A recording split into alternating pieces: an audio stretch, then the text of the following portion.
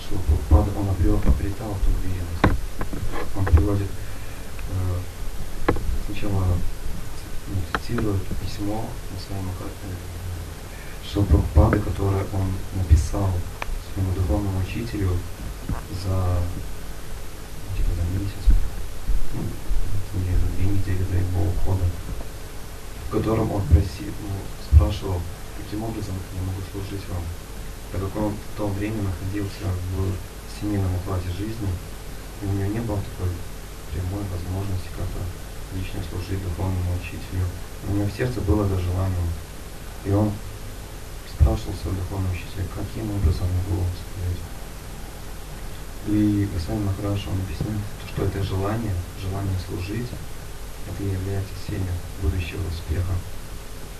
И если у нас есть это желание, то Кришна, он помогает нам служить преданно, своих возможностей, дает нам определенную квалификацию. И ответ пришел через некоторое время. Да. И его духовный учитель написал, что тебе нужно заниматься проповедью среди англоязычных, англоговорящих людей. Это принесет благо тебе и также тем, кто будет тебе помогать. И Шрила Прабхупада в то время он занимался бизнесом, и он не видел возможности, как он может проповедовать. У него было это желание, но он не усмехнулся от этих слов, которые ему оставил, от этих наставлений, которые ему оставил духовный учитель. Он понимал, что это последняя воля духовного учителя, и что эта воля должна стать делом его жизни. И хотя исполнить его волю не было никакой возможности, Шрила Прабхупада он очень серьезно воспринял его слова. И когда Шрила Прабхупада прочитал стих 2.41, говорит, что в этот момент, именно в этот момент зародилось международное общество сознания Кришны. И Шрила Прабхупада он тогда начал хранить на настроении в попытке служить своему духовному учителю. И Шрила Прабхупада он говорит, что духовный учитель дал мне все возможности служить. Таким образом, если у нас есть это желание, Кришна дает возможность для того, чтобы преодолеть эту тягу чувственного удовольствия.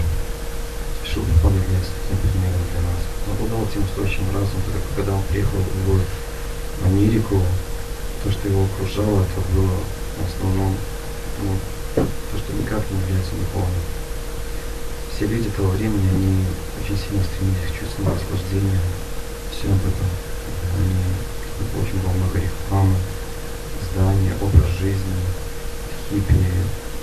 То есть очень много внешних факторов, которые могли как-то повлиять на нас. Но Шрила Прабхупада, он обладал этим устойчивым разумом, как он полностью занял свои чувства. И в этой книге интересно, Госвами Махарадж вначале, прежде чем рассказать эту историю, он рассказывает о том, чью милость Шрила Прабхупада получил. Потому что это было не случайно. Он приводил некоторые истории, как духовный учитель. Он, когда рассказывал, спрашивал своих учеников, кто поедет в Америку, в западные страны проповедовать. И он говорит, что лучше не поедет. Он смиренно это принимал. И еще были другие истории, когда Шрила Прабхупада приехал в Рамбхакти Дамодара, что он каждую ночь он выходил и подметал самадхи Рупы Госвами. Он молился о том, чтобы они позволили, дали ему благословение, дали понять, как же ему проповедовать сознание Кришны в странах Запада. Он каждый день молился и плакал. Тоже рассказывает очевидец, который видели это все. И это еще одна история, которая говорит об этом настроении, потому что он пытался исполнить этот наказ, когда он приехал. Тоже эту историю рассказывал один из служителей Адвайта Бхавана. Он сказал, что один пожилой время он часто приезжал и молился, повторял святое имя, слезами на глазах. И в какой-то момент он подошел к нему, мне часто до времени ничего не спрашивал, он когда видел, что он был в шафране, он уже не выдержал, спросил меня, кто вы, чтобы Шрила Прабхупада сказал, что он достойный ученик своего духовного учителя, пытается выполнить невозможное наставление, которое он мне оставил. Он попросил его благословений, на следующий день он отправился в Америку. То есть Шрила Прабхупада понимал, что своими силами он не сможет исполнить указ своего духовного учителя. И он находился в этом состоянии желания удовлетворить духовного учителя. И также находиться под руководством духовного учителя. Тоже Шрила Прабхупада в комментарии об этом говорит, что необходимо руководство. Потому что духовная жизнь, она достаточно сложная вещь. Часто мы думаем, что посмотрим тоже становится преданным, достаточно преданным, в частности. Он показывает те вещи, которые мы думаем, что они правильные, но на самом деле они этим не являются. Потому что если человек неопытный, он как-то интерпретирует, основываясь на своем опыте и не сверяясь со старшим преданным, со священным христианином. Очень трудно запутаться, поэтому нужно руководство. И также нужно принимать руководство. И в конце Шрила Прабхупада он говорит, что такого человека называют садакой или достойным освобождения из материального плена.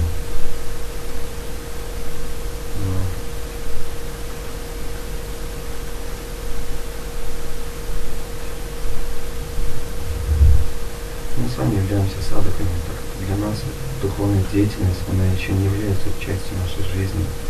Мы практикуем духовную жизнь, пытаемся, еще тяжело вставать на Мангала-арати. Только не понимаем, зачем мы это делаем.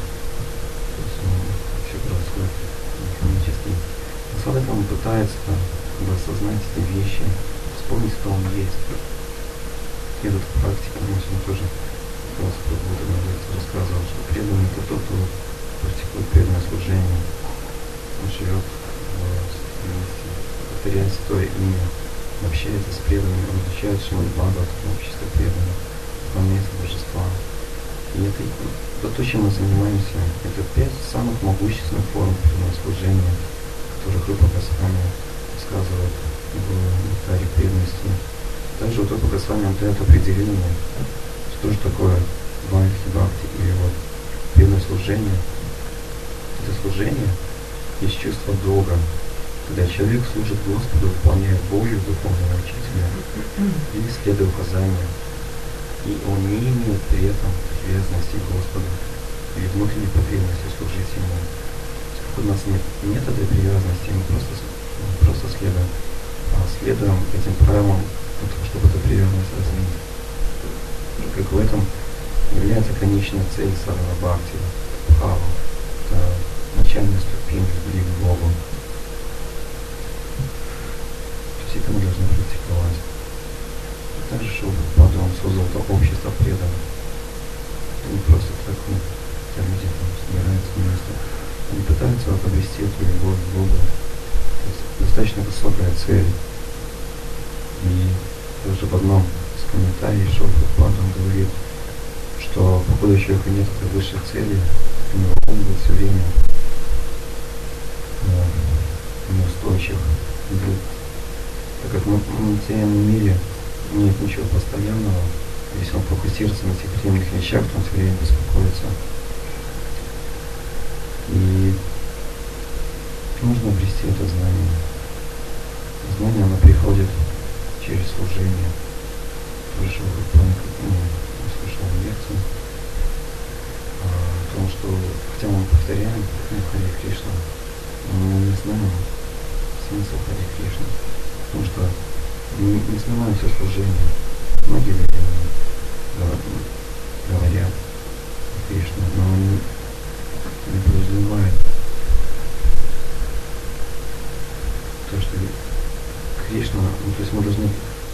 пути знания Кришны.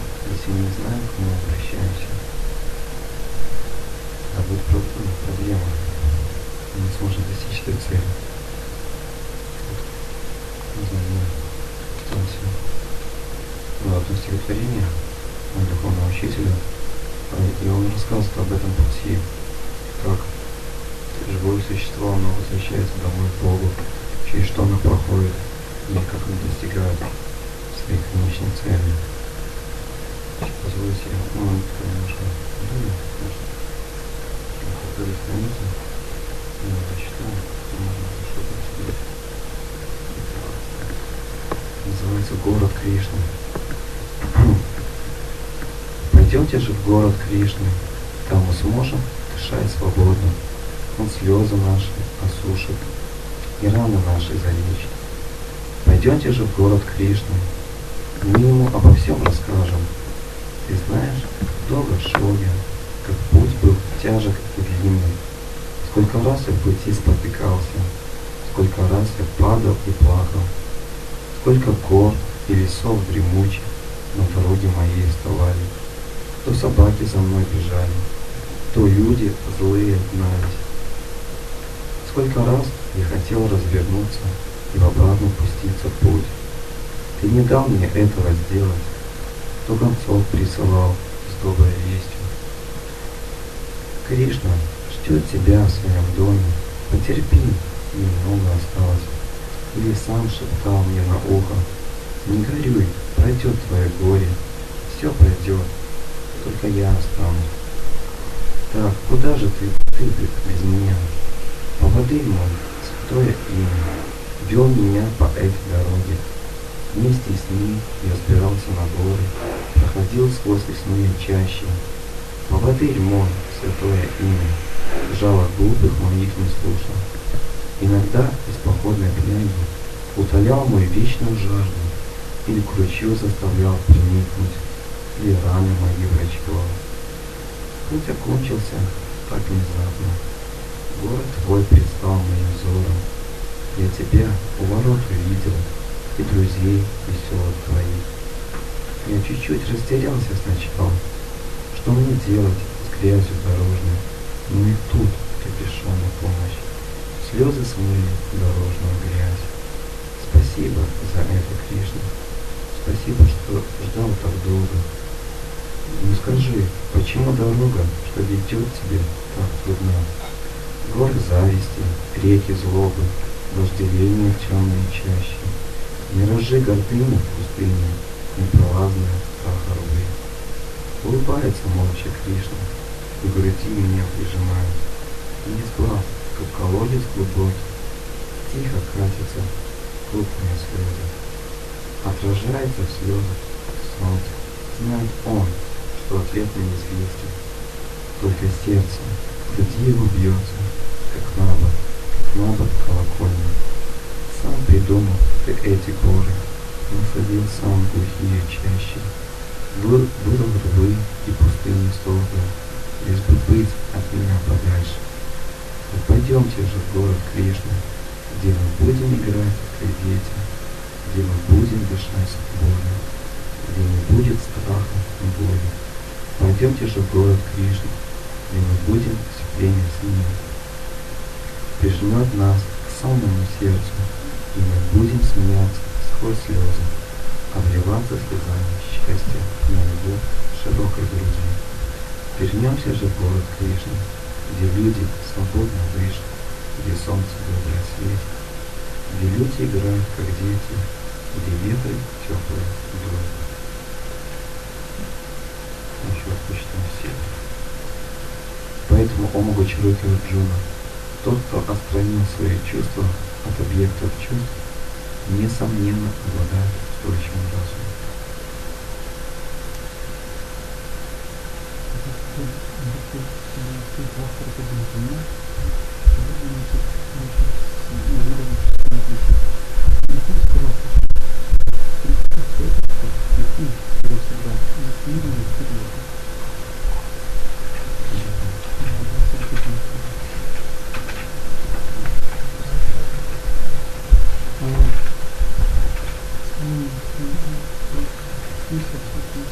идущие этим путем решительны и целеустремлены. И у них одна цель — по потом куру. Но говорит, есть просто те, кто нерешительный. Даже говорит, что, ну, тоже это известно, что не сам стих, а больше в комментарии Шрила читается такое, которое не помню, что он говорит. Прабхупада, когда его прочитал, там есть ключик в комментариях Прабхупады, где он проводит эту суть. Да, что наставление духовного учителя имеет свою жизненную место.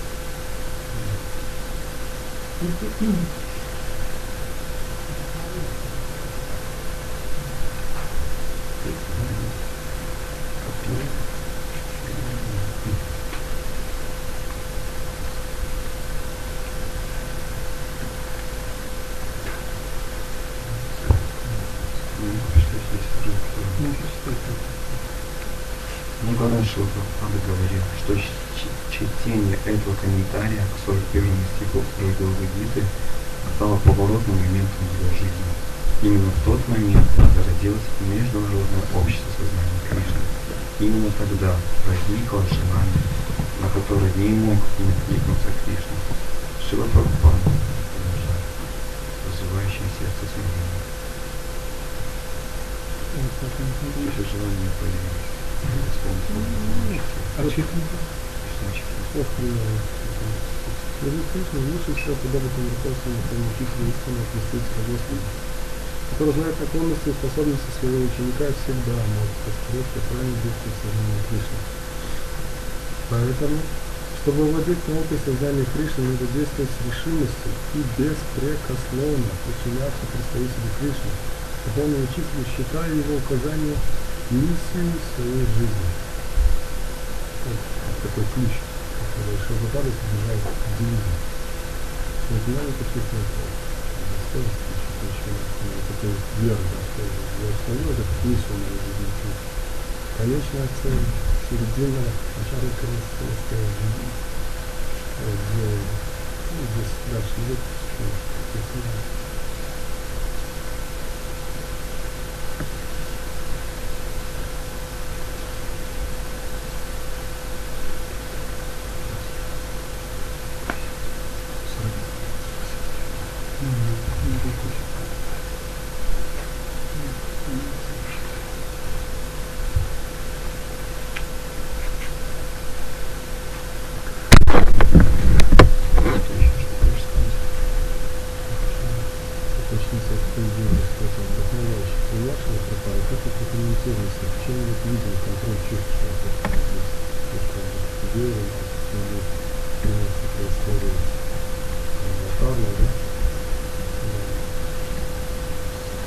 как это связать с этим стихом? Видеть, что это как кто-то объявил, что это личность, которая несомненно контролирует что очень важно.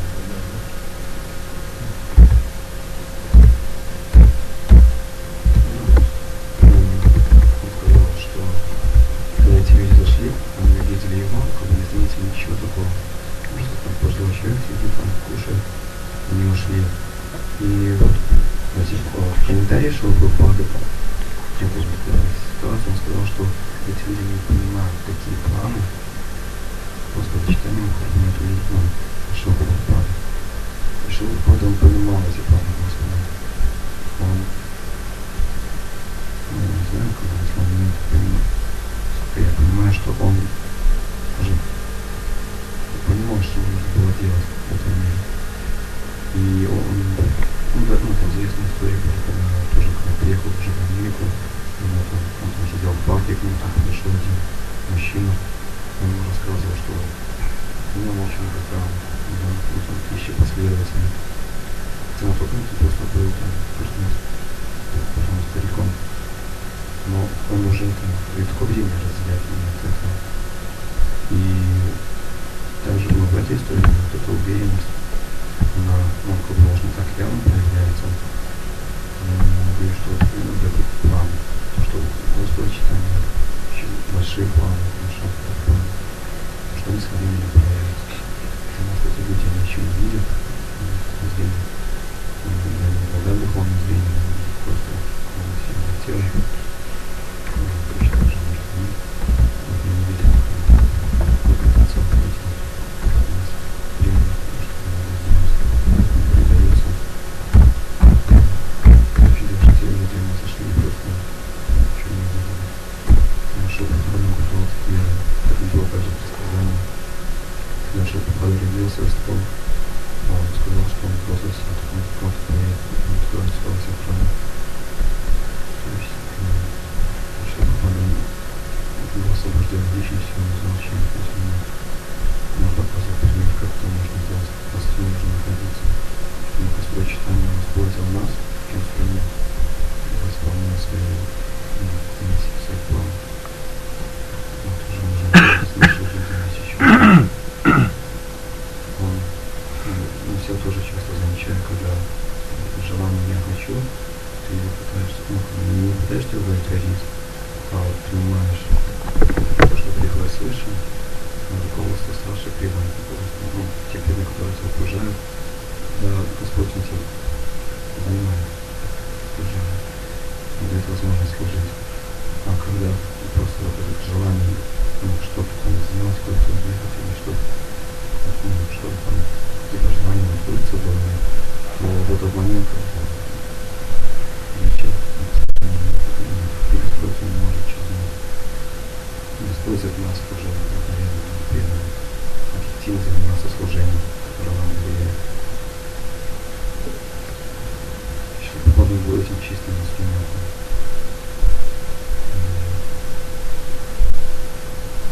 Он все свои чувства посвятил Кришне.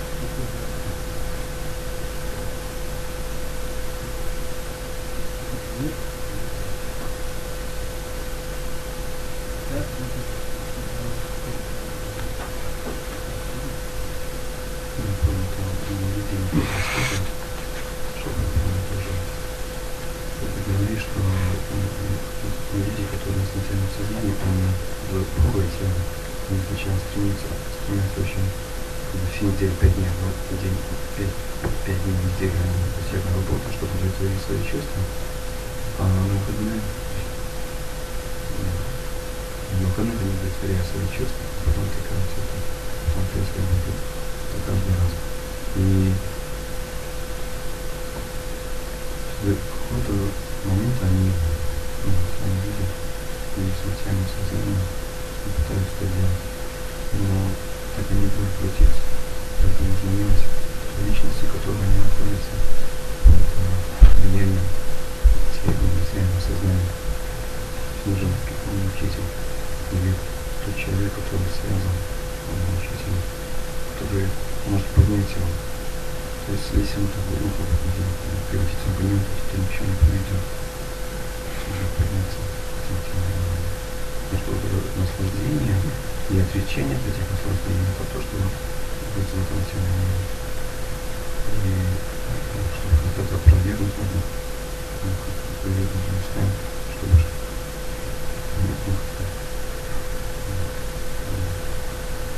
увидеть ситуацию, нужно подняться на эту ситуацию, чтобы решить проблему, нужно подняться на эту проблему, подняться в следующую ступень. Тогда мы сможем найти решение этой проблемы. А так, когда мы находимся на этом уровне, наслаждение своих чувств, причине этому, то это не будет ситуация.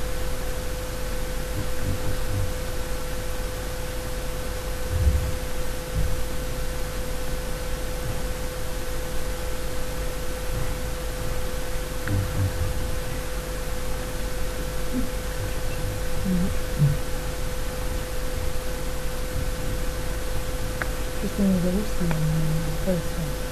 Если есть чувство удовольствия, значит есть то, что вызывает неприятие.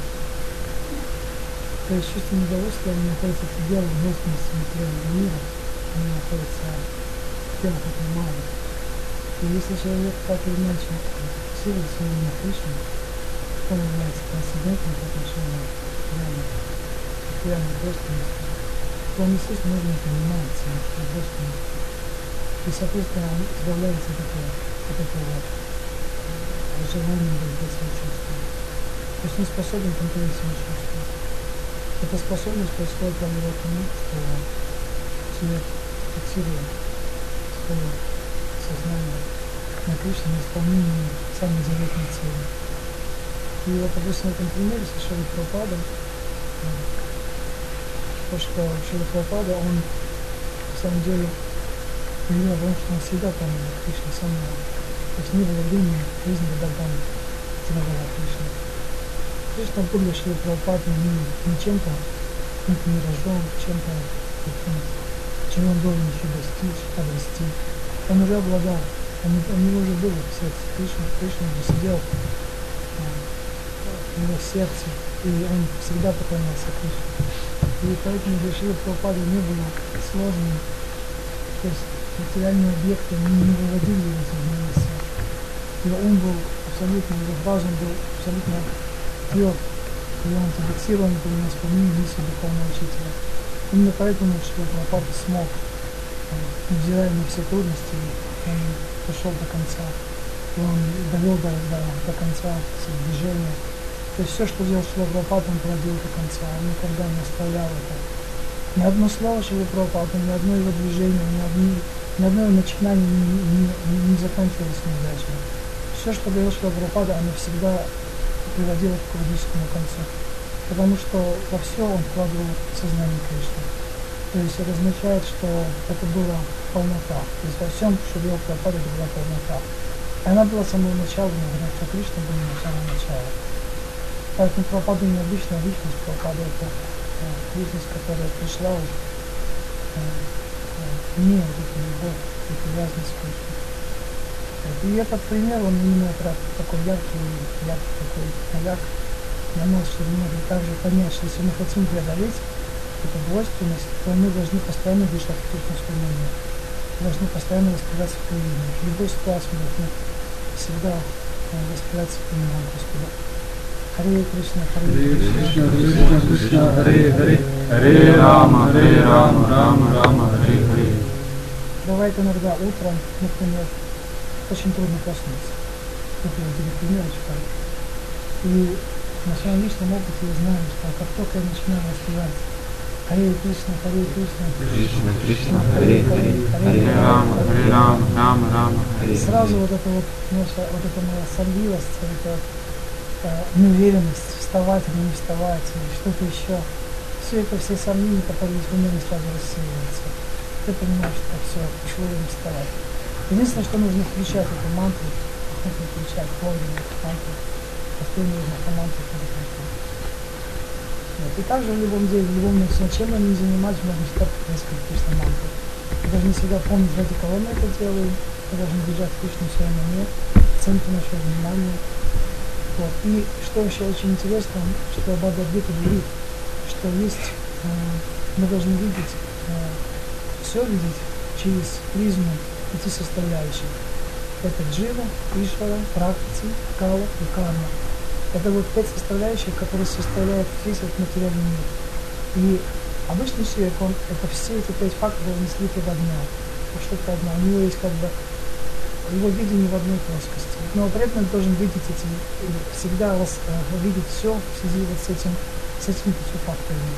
То есть он должен смотреть на человека, что это есть джива, это тело, это есть пракрити, это материальная природа, которая действует под управлением гун материальной природы. Кришна Ишвара является повелителем этой материальной природы. И я могу выйти из-под влияния своей природы, если я включаю в себя Кришна Ишвара. То есть таким образом вот в нашем уме мы должны всегда смотреть, быть трезвомыслящими. То есть мы не должны смотреть как обыватели на людей, на все, что происходит. Мы должны на все смотреть именно вот с этой позиции. То есть как человек, когда смотрит на картину, он видит Макбет, краску и художника, который нарисовал эту картину. Да? То же самое мы должны всегда смотреть на любую ситуацию вот с этой позиции. Мы должны всегда видеть Кришну, стоящим за всем этим материальным разнообразием, себя рассмотреть как дживу, который полностью зависит от Кришны. И таким образом мы сможем не быть, то есть материальная природа не будет сбивать пустого. А так она сбивает, и мы просто оказываемся в таком же положении, как все обычные люди. Трудности начинаем испытывать, нам становится страшно, какая-то недовлетворенность будет в жизни. Но как только мы проводим правильный взгляд на все вещи через призму, называется видение шастра чакши, то есть сразу у нас должна появиться трезвость. Мы понимаем, что на самом деле нужно просто обращаться к кому? Кришне. То есть мы не обращаемся к какому-то господину Н, мы обращаемся к Кришне. И тогда господин Н, он сам начнет делать то, что он может.